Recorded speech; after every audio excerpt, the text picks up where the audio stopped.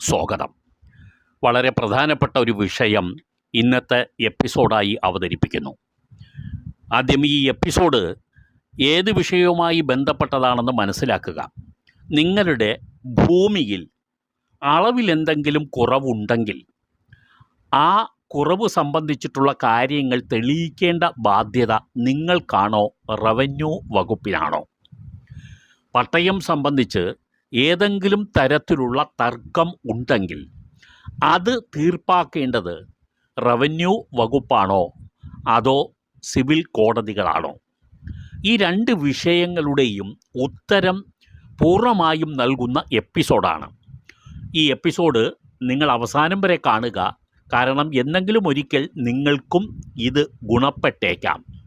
ചില ആളുകൾ ഇത്തരം വിഷമസന്ധിയിൽ ഇപ്പോൾ തന്നെ അകപ്പെട്ടിട്ടുണ്ട്. ഈ സ്റ്റോറി